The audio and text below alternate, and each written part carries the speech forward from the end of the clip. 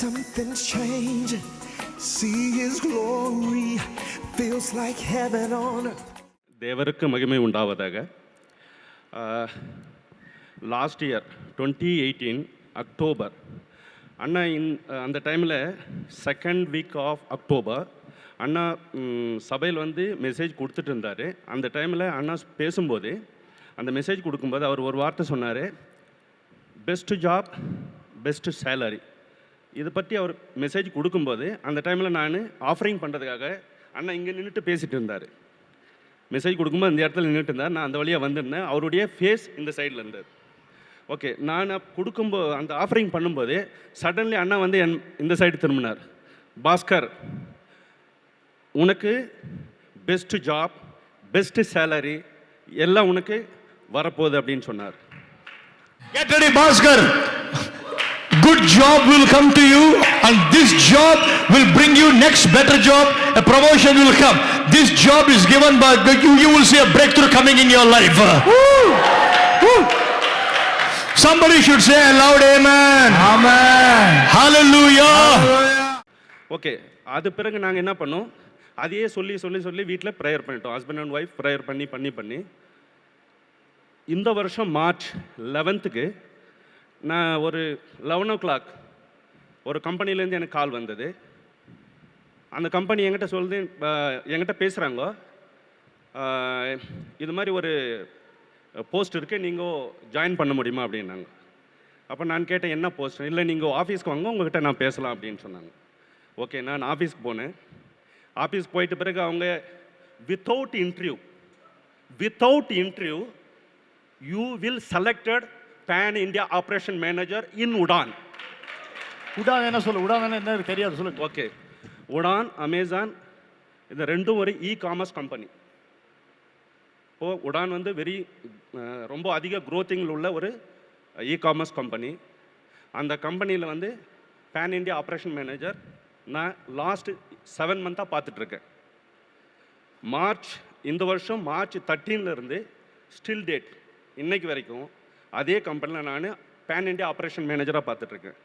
இது மட்டும் இல்லை, ஒரு மிராக்கலான விஷயம் சொல்கிறேன்.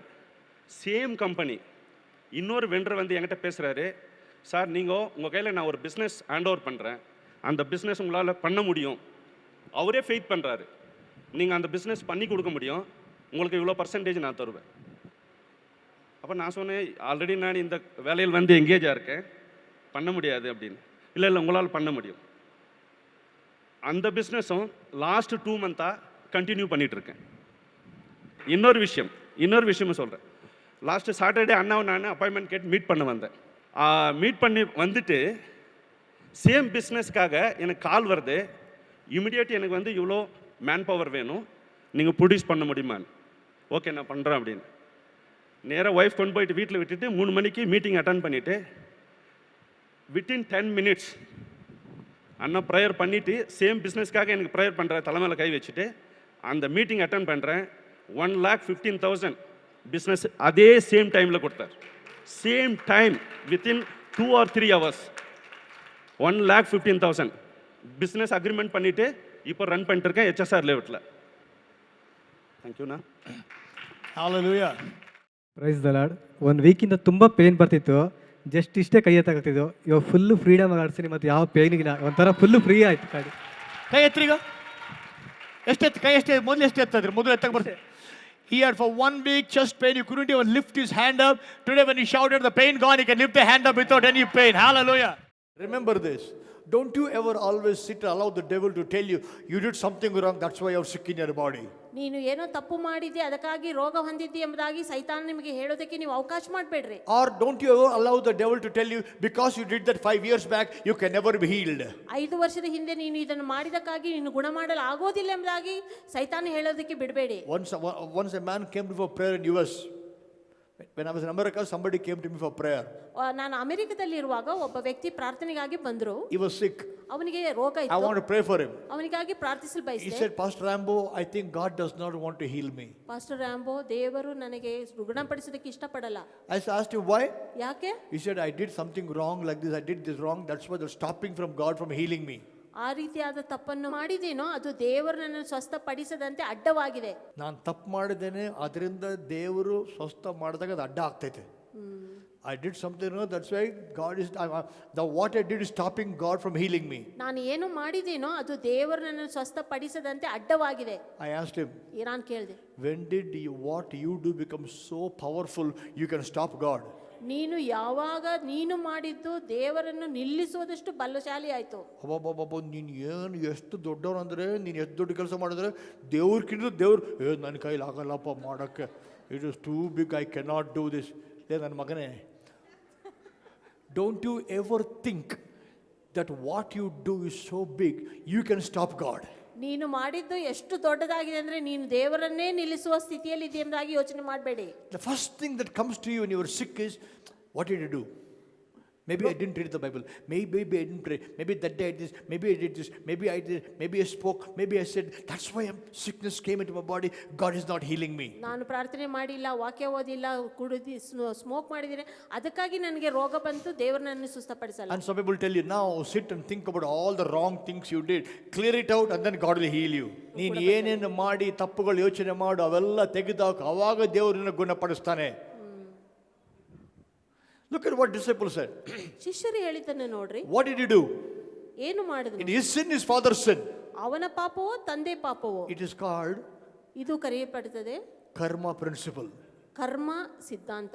Karma siddhanta is what you suffer, what you do, you suffer. ನೀನು ಏನು ಮಾಡ್ತೀಯ ಅದಕ್ಕಾಗಿ ನೀನು ಕಷ್ಟಪಡ್ತೀಯ. Krupa siddhanta is ಕೃಪಾ ಸಿದ್ಧಾಂತೆಯು what you did wrong, somebody else suffered. Amen.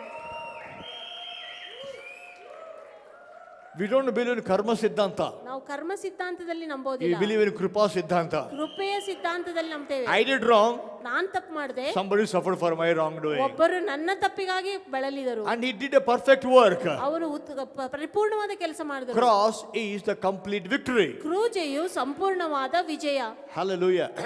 So don't you ever allow the devil to tell you, because you didn't read the Bible, because you didn't fast, because you didn't do this, or because you did this, God is, that is stopping God from healing you. ನೀನು ಇಂಥದ್ದನ್ನು ಮಾಡಿದಿ ಅಥವಾ ಇಂಥದ್ದನ್ನು ಮಾಡಿಲ್ಲ, ಅದಕ್ಕಾಗಿ ದೇವರು ನಿನ್ನನ್ನು ಸ್ವಸ್ಥಪಡಿಸದಂತೆ ಅಡ್ಡವಾಗಿದೆ ಅದು. So disciple asked a question. ಶಿಷ್ಯರು ಯೇಸುವನ್ನು ಕೇಳಿದ್ರು, ಏನ್ ಕರ್ಮ ಇದು? ಯಾರ್ ಪಾಪ? ಏನ್ ಕರ್ಮ? ಯಾವ ಕರ್ಮ ಇದು? ಕರ್ಮ. ವಾಟ್ ಕರ್ಮ ಇಸ್ ದಿಸ್? ಯಾವ ಕರ್ಮ ಇದು? ಇವ್ರ ಅಪ್ಪನ ಕರ್ಮನ, ಇವ್ರ ತಾತನ ಕರ್ಮನ, ಇವ್ರ ಅಮ್ಮನ ಕರ್ಮನ, ಯಾರ ಕರ್ಮ ಇವನು ಕರ್ಮ ಫಲ ಅನುಭವಿಸ್ತಾ ಇದ್ದಾನೆ ಇವ್ರು. Who did the karma that is suffering karma ಫಲ? This is the thing even now in Christianity. ಕರ್ಮ ಸಿದ್ಧಾಂತ. If the moment you suffer something, first sit and think, ಏನು ಮಾಡಿನಿ, something I did, I am suffering something. ಕರ್ಮ ಸಿದ್ಧಾಂತ even operates ಇನ್ Christianity. ಇವತ್ತು ಕೂಡ ಕ್ರೈಸ್ತತ್ವದಲ್ಲಿಯೂ ಕೂಡ ಈ ಕರ್ಮ ಸಿದ್ಧಾಂತವು ಕೆಲಸ ಮಾಡ್ತಾ ಇದೆ. ವಿ ಡೋಂಟ್ ಬಿಲೀವ್ ಇನ್ ಕರ್ಮ. ನಾವು ಕರ್ಮದಲ್ಲಿ ನಂಬೋರಲ್ಲ, ವಿ ಬಿಲೀವ್ ಇನ್ ಕೃಪಾ. ಕೃಪೆಯಲ್ಲಿ ನಾವು ನಂಬೋರಾಗಿದ್ದೇವೆ. I India louder amen. Hallelujah. Bible says he was bruised for our transgressions. ನಮ್ಮ ಒಂದು ದೋಷಗಳ ನಿಮಿತ್ತವಾಗಿ ಆತನು ಗಾಯ ಹೊಂದಿದನು. That is not karma. ಅದು ಕರ್ಮವಲ್ಲ. Karma is, ಕರ್ಮ ಅಂದ್ರೆ you should be bruised for your transgression. ನಿನ್ನ ದೋಷಕ್ಕಾಗಿ ನೀನು ಗಾಯ ಹೊಂದಬೇಕು. But the krupa is, ಕೃಪೆಯು he was bruised for our transgressions. ನಮ್ಮ ಒಂದು ಅಪರಾಧಗಳ ನಿಮಿತ್ತವಾಗಿ ಆತನಿಗೆ ಗಾಯವಾಯಿತು. Hallelujah to Jesus. Thank God for Jesus. ಯೇಸುವಿಗೆ ನಾವು Thank God for the gift of Jesus Christ the Lord. ಯೇಸು ಕ್ರಿಸ್ತನ ಒಂದು ಬಹುಮಾನಕ್ಕಾಗಿ ದೇವರಿಗೆ ಸ್ತೋತ್ರ. Disciple has a question.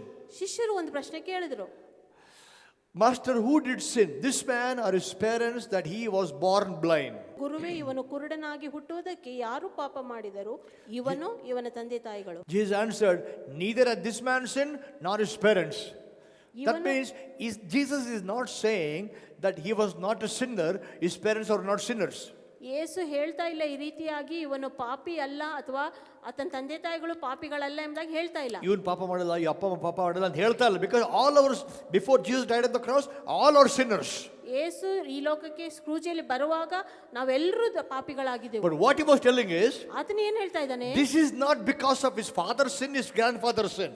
ಈ ಒಂದು ಕಾರಣವು ಆತನ ಅಥವಾ ತಂದೆಯ ಮನೆ ದೋಷ ಅಲ್ಲ. Neither has this man sinned, ಈತನು ತಪ್ಪು ಮಾಡಿಲ್ಲ, ನಾರ್ ಇಸ್ ಪೇರೆಂಟ್ಸ್, ಇವ್ರ ಅಪ್ಪ ಅಮ್ಮಗಳು. ಇದು ಅಂದ್ರೆ ತಪ್ಪು ಮಾಡಿಲ್ಲ ಅಂದ್ರೇನು, ಇದು ಆಗಿರೋದು ಇವನ್ ತಪ್ಪಿಂದ ಇದಾಗಿಲ್ಲ, ಇವ್ರ ಅಪ್ಪ ಮಾಡಿದ ತಪ್ಪಿಂದ ಆಗಿಲ್ಲ. ಅಂದರೆ ಯಾರೋ ಪಾಪ ಮಾಡಿದಂಗೆ ಆಗಲಿಲ್ಲ ಅದು. It's not that consequence is not suffering here. ಆ ಒಂದು ಆತನು ಕುರುಡನಾಗಿರುವುದು ಬೇರೆಯವರ ಪಾಪದ ಪರಿಣಾಮ ಅಲ್ಲ ಎಂಬುದಾಗಿರುವುದು. But the work of God should be made manifest in him. ದೇವರ ಕ್ರಿಯೆಗಳು ಇವನಲ್ಲಿ ತೋರಿ ಬರಬೇಕಾಗಿದೆ. Again wrong teaching, many people say. ಇಲ್ಲಿ ಅನೇಕರು ತಪ್ಪಾದ ಸಿದ್ಧಾಂತವನ್ನು ಹೇಳ್ತಾರೆ. Sickness glorifies God. ರೋಗವು ದೇವರಿಗೆ ಮಹಿಮೆಯನ್ನು ತರುತ್ತದೆ. Look at this is here. Neither this man sinned, but the works of God should be made man. Put NIV. Neither this man nor his parents sinned, Jesus said, but this happened. Everybody say this happened. This happened so that work of God may be displayed in his life. So that means they say, see, sickness happened so that God is glorified. ರೋಗವು ಬಂತು, ಇದರಿಂದ ದೇವರಿಗೆ ಮಹಿಮೆ ಆಗ್ತದೆ. That was the meaning of what Jesus is saying. ಇಲ್ಲಿ ಯೇಸು ಅದನ್ನು ಹೇಳ್ತಾ ಇಲ್ಲ. If sickness glorified Jesus, ಒಂದು ವೇಳೆ ರೋಗವು ಯೇಸುವನ್ನು ಮಹಿಮೆ ಪಡಿಸಿದ್ರೆ, then he should have done something. ಆತನು ಬೇರೆದನ್ನು ಒಂದು ಮಾಡಬೇಕು. ವೇಳೆ ಕಾಯಿಲೆನಿಂದ ದೇವರಿಗೆ ಮಹಿಮೆ ಆಗ್ತದೆ, ಯೇಸು ಸ್ವಾಮಿ ಒಂದು ಕೆಲಸ ಮಾಡಬೇಕಾಗಿತ್ತು. What he should have done? Look and say, this is not because of his sin, his father's sin, but God should be glorified through him. I'm saying it, Jesus should have walked away. ಹಂಗೆ ಹೇಳಿ ಇದಾಗಿದ್ದು ದೇವರ ಮಹಿಮೆ, ಈ ಕಾಯಿಲೆ ಬಂದು ದೇವರ ಮಹಿಮೆಗಾಗಿ ಅಂತೇಳಿ ಯೇಸು ಹೋಗ್ಬಿಡ್ಬೇಕಾಗಿತ್ತು ಹಿಂಗೆ ನೋಡ್ಕೊಂತ. No Jesus not glorified when you remain sick. ನೀವು ರೋಗಿಯಾಗಿರುವಾಗ ಯೇಸುವಿಗೆ ಮಹಿಮೆ He is ಆಗೋದಿಲ್ಲ. glorified when your sickness is healed. ನಿನ್ನ ರೋಗವು ಗುಣಪಡಿಸಲ್ಪಟ್ಟಾಗ ಯೇಸುವಿಗೆ ಮಹಿಮೆ ಆಗ್ತದೆ. Hallelujah. When Lazarus died, he was not glorified. ಲಾಜರನು ಸತ್ತಾಗ ಆತನಿಗೆ ಮಹಿಮೆ ಆಗಲಿಲ್ಲ. When dead Lazarus was raised up, Jesus is glorified. ಸತ್ತ ಲಾಜರನು ಎದ್ದು ಬಂದಾಗ ಯೇಸುವಿಗೆ ಮಹಿಮೆ ಆಯಿತು. Hallelujah. Hallelujah. So don't misinterpret the scripture saying, look, Jesus said this happened for the glory of God. ನೀವು ವಾಕ್ಯವನ್ನು ತಪ್ಪಾರ್ಥ ಮಾಡಿ ಇದು ದೇವರ ಮಹಿಮೆಗಾಗಿ ಆಯ್ತು ಎಂಬುದಾಗಿ Put the ಹೇಳ್ಬೇಡಿ. scripture. Neither this man nor his parents sinned, said Jesus, but this happened so that the work of God might be displayed in his life. Continue. As long as it is day, we must do the work of him who sent me. ನನ್ನನ್ನು ಕಳುಹಿಸಿದ ಆತನ ಕಾರ್ಯಗಳನ್ನು ನಾವು ಹಗಲಿರುವಾಗಲೇ ನಡೆಸಬೇಕು. As long as it is day, we must do the work of him that sent me. ಎಲ್ಲಿಯವರೆಗೆ ಹಗಲು ಇರುತ್ತೋ ಅಲ್ಲಿಯವರೆಗೆ ನನ್ನನ್ನು ಕಳಿಸಿದ ಆತನ ಕೆಲಸವನ್ನು ಮಾಡಬೇಕು. Look, listen carefully. Jesus did not say like this. ಯೇಸು ಈ ರೀತಿಯಾಗಿ ಹೇಳಿಲ್ಲ. As long as it is day, I must do the work of him who sent me. ಹಗಲಿರುವವರೆಗೂ ನನ್ನನ್ನು ಕಲಿಸಿದ ಆತನ ಕೆಲಸವನ್ನು ನಾನು ಮಾಡಬೇಕು ಅಂತ ಹೇಳಿಲ್ಲ. ಹಗಲಿರುವವರೆಗೂ ನನ್ನನ್ನು ಕಲಿಸಿದ ಕೆಲಸಗಳನ್ನು ನಾವು ಮಾಡಬೇಕು ಅಂತ ಹೇಳಿದ. Please understand, if you don't, this very important play of words, if you don't miss one word, the entire meaning is missed out. ಒಂದು ಪದ ಮಿಸ್ ಮಾಡಿದ್ರೆ ಪೂರ ಅರ್ಥ ಬದಲಾಗ್ತದೆ. Look, he did not say, as long as a day, I must do the work of him who sent me. No, as long as a day, we must do the work of him who sent me. ನಾವು ಹಗಲಿರುವಾಗ ನಮ್ಮನ್ನು ಕಳಿಸಿದವನ ಕೆಲಸವನ್ನು ಮಾಡಬೇಕು. ನಾವು ಮಾಡಬೇಕು, ನಾನು ಮಾಡಬೇಕಲ್ಲ. That means he is telling all the disciples, not only me, you, me, all of us should do the work of him. ನಾನು ಮಾತ್ರವಲ್ಲ, ಶಿಷ್ಯರು ನಾವೆಲ್ಲರೂ ಮಾಡಬೇಕೆಂಬುದಾಗಿ. What is the work of him? ಆತನ ಕೆಲಸ ಏನು? The work of him is to heal the sick. ರೋಗಿಗಳನ್ನು ಗುಣಪಡಿಸುವುದು ಆತನ ಕೆಲಸ. It is not Pastor Rambabu's work to heal the sick alone. ರೋಗಿಗಳನ್ನು ಗುಣಪಡಿಸುವ ಪಾಸ್ಟರ್ ರಾಂಬಾಬು ಕೆಲಸ ಮಾತ್ರ As ಅಲ್ಲ. long as it is day, ಎಲ್ಲಿಯವರೆಗೆ ಹಗಲಿರ್ತದೋ we must do the work. ನಾವೆಲ್ಲರೂ ಕೆಲಸ ಮಾಡಬೇಕು. We must do the work. ನಾವೆಲ್ಲರೂ ಕೆಲಸ ಮಾಡಬೇಕು. Not I must do the work. ನಾನು ಮಾತ್ರ ಮಾಡೋದಲ್ಲ. We must do the work. ನಾವೆಲ್ಲರೂ ಮಾಡಬೇಕು ಕೆಲಸ. But the problem is, ಸಮಸ್ಯೆ ಏನಂದ್ರೆ today healing ministry is put down. ಈಗ ರೋಗ ಗುಣಪಡಿಸುವ ಒಂದು ಸೇವೆನ Only prophetic. ಪ್ರವಾದಾತ್ಮಕ ಮಾತ್ರ. Prophecy, prophecy, prophecy, prophecy, prophecy, prophecy, prophecy, prophecy. Indigestion of prophecy. Prophetica, pathetica ಗೊತ್ತಾಗಲ್ಲ. So much prophecy. Please don't get me wrong. You know very well, I walk in all that. People, he came and told me my name. ಅವರು ನನ್ನ ಹೆಸರು ಹೇಳಿದ್ರು. ನಿನ್ನ ಹೆಸರು ನಿನಗೆ ಗೊತ್ತಿಲ್ಲ? How many of you know your name? How many of you know your agent? ನಿಮ್ಮ ನಿಮ್ಮ ಹೆಸರು ಹೆಸರು ನಿಮ್ಮಲ್ಲಿ ಎಷ್ಟು ಜನರಿಗೆ How many ಗೊತ್ತಿದೆ? of you know your name? ನಿಮ್ಮ ಹೆಸರು ನಿಮಗೆ ಎಷ್ಟು ಜನರಿಗೆ ಗೊತ್ತಿದೆ? Come and show me. If you don't know your name, tell me. I will tell you your name. ನಿಮ್ಮ ಹೆಸರು ಗೊತ್ತಿಲ್ಲ ಅಂದ್ರೆ ಹೇಳ್ರಿ, ನಾನು ನಿಮ್ಗೆ ಹೇಳ್ತೀನಿ. I'm not against it. You know, God uses me. We were America. People were zapped. I called one love. I had one name of a lady. I called her first. I didn't get the name, and then I got the full name. Annalisa. I called Annalise. Who is Annalise? And she came. As she came, I was looking at her. I looked at her and said, "Where's your husband?" And she said, she came from this side. My husband is that side, she said. I'm looking at my back. I said, I don't want you to look at your husband. I said, I'll tell you how your husband looks like. I described her husband, how both hands full of tattoos. I said, both hands full tattoos. Only on the palms of his hand, there are spiritual things written on the tattoos. On hand. That guy comes, shows full tattoos. Only here, faith and hope written here, faith and hope. Then I went at. I said, your children? Yeah, I said, okay, 3 sons and a daughter. She said, yes. Okay, first son's name, second son's name, third son's name, fourth daughter, 3 children. What are the 4 children names? They were, see, what I'm saying is, I thank God for those gifts, but nothing can replace healing. ಗುಣಪಡಿಸುವಿಕೆಯನ್ನು ಯಾವುದು ಕೂಡ ಬದಲಾಯಿಸಲು Why? ಸಾಧ್ಯವಿಲ್ಲ. ಯಾಕೆ? Jesus did not pay a price for prophecy. He paid a price for healing. ಯೇಸು ಪ್ರವಾದನೆಗಾಗಿ ಕ್ರಯ ಕಟ್ಟಲಿಲ್ಲ, ಗುಣಪಡಿಸುವಿಕೆಗಾಗಿ ಕ್ರಯ ಪಟ್ಟನು. He did not say, by my wounds you will prophesy. ನನ್ನ ಗಾಯಗಳಿಂದ ನೀವು ಪ್ರಾಫೆಸಿ ಮಾಡ್ತೀರಿ ಎಂಬುದಾಗಿ ಹೇಳಿಲ್ಲ. By my wounds you are healed. ನನ್ನ ಗಾಯಗಳಿಂದ ನಿಮಗೆ ಗುಣವಾಯಿತು ಎಂಬುದಾಗಿ ಹೇಳಿದನು. When you look down upon healing, ನೀವು ಒಂದು ಗುಣಪಡಿಸುವಿಕೆಯನ್ನು ಕೆಳದ ಮಟ್ಟದಲ್ಲಿ ನೋಡುವಾಗ, you want a sensationalism of prophecy all the time. ನೀವು ಯಾವಾಗಲೂ ಪ್ರವಾದನೆಯನ್ನು ಹುಡುಕ್ತಾ ಇರ್ತೀರಿ. You miss out something important, friend. ಪ್ರಾಮುಖ್ಯವಾದದ್ದನ್ನು ಗೆಳೆಯ ನೀನು ಕಳ್ಕೊಳ್ತಾ ಇದೀಯಾ?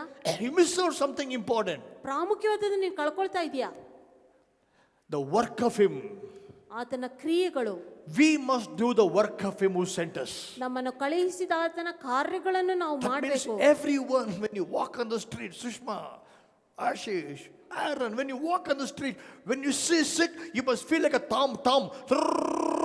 You must go like that to heal the person. ದಾರಿಯಲ್ಲಿ ನೀವು ಹಾದುವಾಗ ಯಾವುದೇ ರೋಗಿಗಳನ್ನು ನೀವು ನೋಡಿದ್ರೆ ಟಾಮ್ ತರ ನೀವು ಅವ್ರ ಹತ್ರ ಎಳ್ಕೊಂಡು ಹೋಗ್ಬೇಕು. You ask my wife, I'll tell her. ನಾನು ಅವ್ರಿಗೆ When walking on anywhere, I'm walking in the airport, anywhere, I look at anybody in the wheelchair, I look at anybody with crutches, I go like this. This trip in America, ಅಮೆರಿಕಕ್ಕೆ ಹೋದ ಈ trip ನಲ್ಲಿ how ಕೂಡ many people were healed on the road, in the restaurants, people were healed everywhere, anywhere. Anywhere I find sick people, I go lay hands upon them, they are healed. ರಸ್ತೆಯಲ್ಲಿ, restaurant ನಲ್ಲಿ, ಬೀದಿಯಲ್ಲಿ ಅನೇಕರ ಕಡೆ ನಾನು ಹೋಗಿ ಹಸ್ತಾ ಅವ್ರ ಗುಣವಾಯಿತು. I tell you for the glory of God. ದೇವರ ಮಹಿಮೆಗಾಗಿ ಇದನ್ನು ಹೇಳ್ತಾ Especially ಇದ್ದೀನಿ. during Houston miracle time. Houston miracle time ಅಲ್ಲಿ, In that meeting, ಆ ಕೂಟದಲ್ಲಿ every sick person who came were healed. ಅಲ್ಲಿ ಬಂದ ಪ್ರತಿಯೊಬ್ಬ ರೋಗಿಯು ಗುಣಪಡಿಸಲ್ಪಟ್ಟರು. 100% were healings. 100% healing. Nobody went back sick. ಯಾರು ಕೂಡ ರೋಗಿಯಾಗಿ ಹಿಂದಿರುಗಿ ಹೋಗ್ಲಿಲ್ಲ. Every wheelchair emptied. ಎಲ್ಲ ವೀಲ್ ಚೇರ್ಗಳು ಖಾಲಿ ಆದವು. Every walker was thrown. ಎಲ್ಲ ವಾಕರ್ಗಳನ್ನು ಬೀಸಾಕಿದ್ರು. Every crutch was thrown. ಎಲ್ಲ ಕ್ಲಚ್ಗಳು Every ಬೀಸಾಕಲ್ಪಟ್ಟವು. stick was thrown. ಎಲ್ಲ ಕೋಲುಗಳು ಬಿರಿಯಲ್ಪಟ್ಟವು. 100% healing happened. 100% ಇದು ಗುಣಪಡಿಸುವಿಕೆ. Hallelujah. Hallelujah. Understand what I'm saying? ನಾನು ಹೇಳೋದನ್ನ ಅರ್ಥ This, ಮಾಡ್ಕೊಳ್ಳಿ.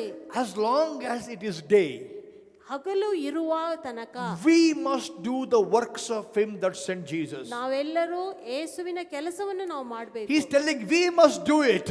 ನಾವು ಅದನ್ನು ಮಾಡಬೇಕು. You must say, but how can I? I'm not educated. I'm a woman. I'm a man. I'm a girl. I'm young. I'm old. I'm this. I'm that.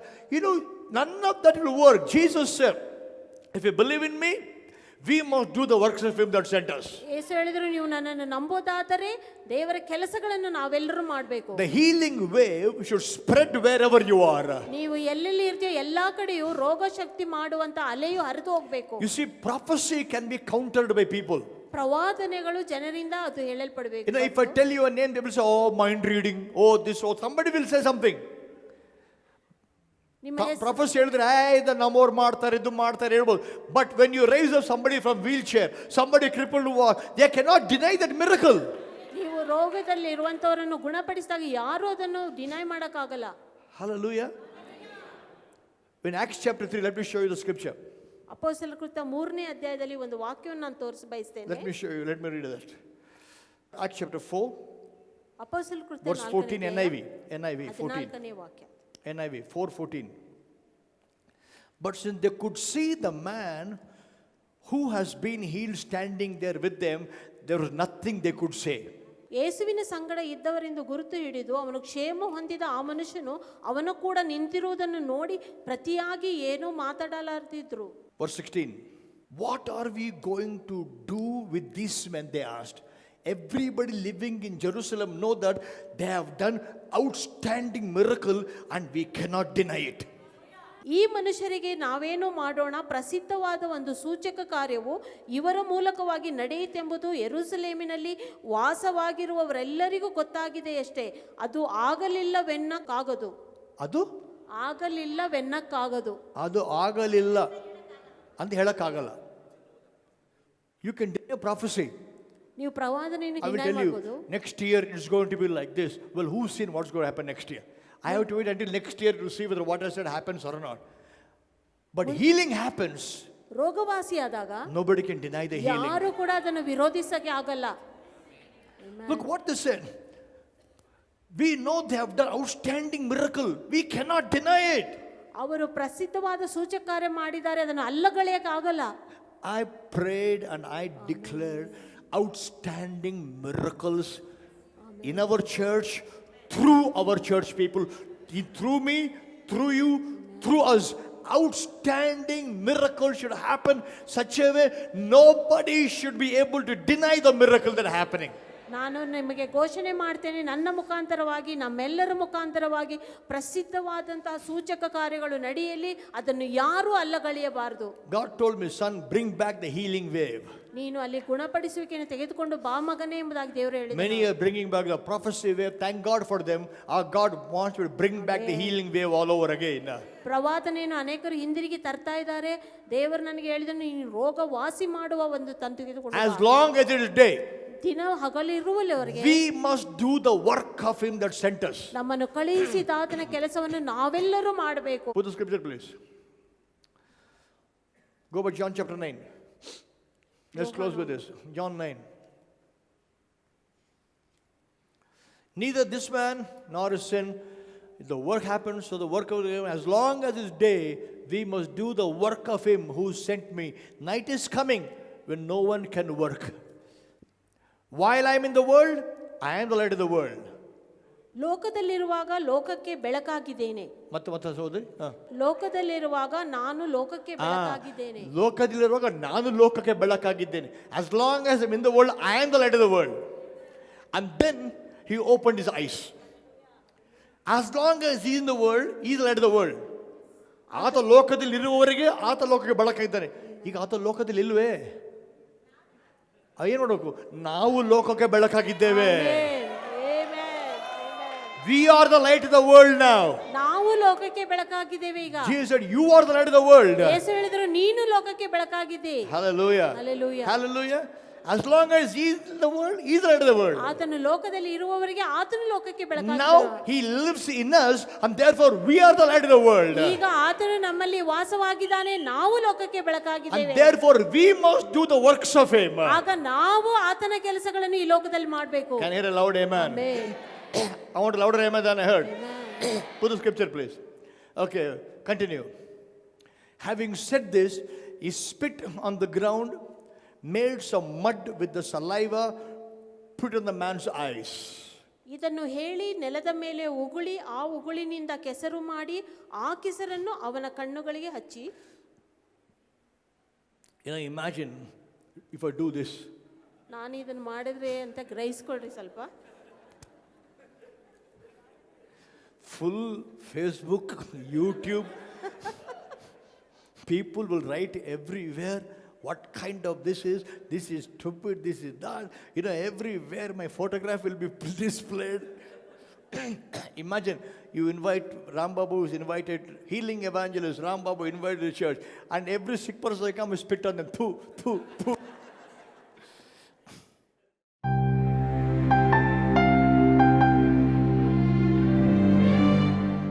Hallelujah. ದೇವರ ವಾಕ್ಯವನ್ನು ಕೇಳಿದಿರಲ್ಲ. ಬೈಬಲಲ್ಲಿ ಬರೆಯಲ್ಪಟ್ಟಿದೆ, ವಿಶ್ವಾಸವು ಕೇಳುವುದರಿಂದ ಬರುತ್ತೆ ಅಂತ.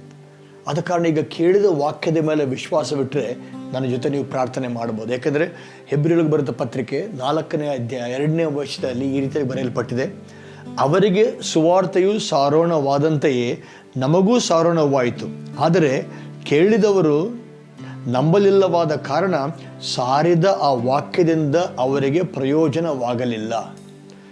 ವಾಕ್ಯ ಸಾರಿದ ನಂತರ ಆ ವಾಕ್ಯದಲ್ಲ ವಿಶ್ವಾಸವನ್ನು ನಾವು ಸೇರಿಸಬೇಕು, ಇಲ್ಲಾಂದರೆ ಸಾರಿದ ವಾಕ್ಯವು ನಮಗೆ ಪ್ರಯೋಜನವಾಗುವುದಿಲ್ಲ.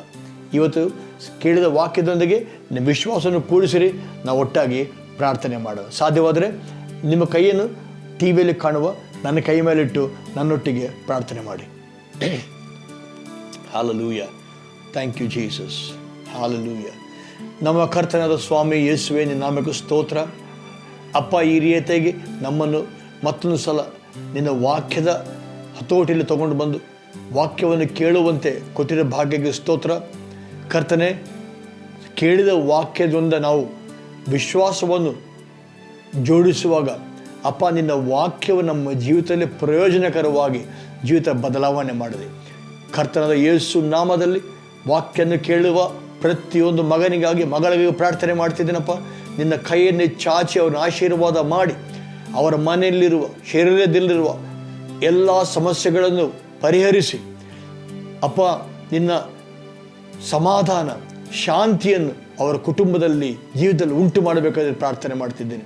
ಕರ್ತನಾದ ಯೇಸು ನಾಮದಲ್ಲಿ ಪ್ರತಿಯೊಂದು ಅನಾರೋಗ್ಯವನ್ನು ಶಪಿಸ್ತಾ ಇದ್ದೇನಪ್ಪ. ತಲೆಯಿಂದ ಕಾಲಿನವರೆಗೆ ಯೇಸು ನಾಮದಲ್ಲಿ ಯಾವುದೇ ಕಾಯಿಲೆ ಈ ಮಕ್ಕಳನ್ನು ಬಿಟ್ಟು ಹೋಗೋದು ಅಪ್ಪಣೆ ಕೊಡ್ತಾ ಇದೆ. ಯೇಸು ನಾಮದಲ್ಲಿ ಕಿವಿ ತೆಗೆಯಲ್ಪಡಲಿ, ಕುರುಡ ಕಣ್ಣು ನೋಡಲಿ, ಚರ್ಮವ್ಯಾಧಿ ಗುಣವಾಗಲಿ ಯೇಸು ನಾಮದಲ್ಲಿ. ಎಲ್ಲ ಒಂದು ಆರ್ಥರೈಟಿಸ್ ಹೊರಗೆ ಬರಲಿ ಯೇಸು ನಾಮದಲ್ಲಿ. ಎಲುಬುಗಳು ಗುಣವಾಗಲಿ ಯೇಸು ನಾಮದಲ್ಲಿ. ಕ್ಯಾನ್ಸರ್ ಗುಣವಾಗಲಿ, ಪ್ರತಿಯೊಂದು ಗಡ್ಡೆ ಮಾಯವಾಗಲಿ ಯೇಸು ನಾಮದಲ್ಲಿ. ನಿರುತ್ಸಾಹ, ಕುಂಗಿದ ಹೃದಯವು ಯೇಸು ನಾಮದಲ್ಲಿ ಗುಣವಾಗಲಿ ಅಪ್ಪ. ಅಪ್ಪ, ಯಾರಿಗೆ ನಿರುತ್ಸಾಹದಿಂದ ದುಃಖದಿಂದಿದ್ದಾರೋ ಸಮಾಧಾನ ಉಂಟು ಮಾಡಕರ್ತೇನೆ. ಅನಾರೋಗ್ಯದಿಂದ ಇದ್ದವರಿಗೆ ಸ್ವಸ್ಥತೆಯನ್ನು ಉಂಟು ಮಾಡಪ್ಪ. ಆರ್ಥಿಕ ಸಮಸ್ಯೆಗಳಿದ್ದು, ಹಣದ ಸಮಸ್ಯೆದಲ್ಲಿದ್ದು, ಸಾಲಗಳ ಬಾಧೆಯಲ್ಲಿರುವವರು ನಿನ್ನ ಮಕ್ಕಳಲ್ಲಿ ಕರ್ತನೆ ಅಭಿವೃದ್ಧಿಯನ್ನು ಉಂಟು ಮಾಡಪ್ಪ. ಕತ್ತಲಿರುವ ಕಡೆ ಬೆಳಕುಂಟಾಗಲಿ ಯೇಸು ನಾಮದಲ್ಲಿ. ಎಲ್ಲೆಲ್ಲಿ ಅದರ ಕರ್ತನೆ ಮಾಟ ಮಂತ್ರ ಶಕ್ತಿಗಳು ಅಲ್ಲಿ ಅದರ ಯೇಸು ನಾಮದಲ್ಲಿ ಮುರಿತಾ ಇದ್ದಾನೆ ಅಪ್ಪ. ಬಿಡುಗಡೆಯನ್ನು ಉಂಟು ಮಾಡಬೇಕಾದ್ರೆ ಬೇಡಿಕೊಳ್ಳುತ್ತಾರೆ. ಕುಟುಂಬದಲ್ಲಿ ಸಮಾಧಾನ ಉಂಟಾಗಲಿ, ಗಂಡ ಹೆಂಡತಿ ಮಧ್ಯೆಗಳು ಸಮಾಧಾನ ಉಂಟಾಗಲಿ ಅಪ್ಪ. ತಂದೆ ತಾಯಿಗಳು ಮಕ್ಕಳ ಮಧ್ಯೆ ಸಮಾಧಾನ ಉಂಟಾಗಲಿ. ಸೇವಕನ ಆಶೀರ್ವಾದ ಮಾಡಪ್ಪ. ಸೇವೆಯಲ್ಲಿ ಅಭಿಷೇಕ ಉಂಟಾಗಲಿ ಕರ್ತನೆ, ಸೇವೆಯಲ್ಲಿ ಅಭಿವೃದ್ಧಿ ಉಂಟಾಗಲಿ ಅಪ್ಪ. ನಿನ್ನ ನಾಮಕ್ಕೆ ಸ್ತೋತ್ರ ಸಲ್ಲಿಸುತ್ತಾ ಯೇಸು ನಾಮದಲ್ಲಿ ಈ ಪ್ರಾರ್ಥನೆಯನ್ನು ಬೇಡಿ ಹೊಂದಿದ್ದೇವೆ ಕರ್ತನೆ. ಆಮೇನ್, ಆಮೇನ್, ಹಲ್ಲೆಲೂಯಾ. ನನ್ನ ಜೊತೆ ನೀವು ಪ್ರಾರ್ಥನೆ ಮಾಡಿದಿರಿ.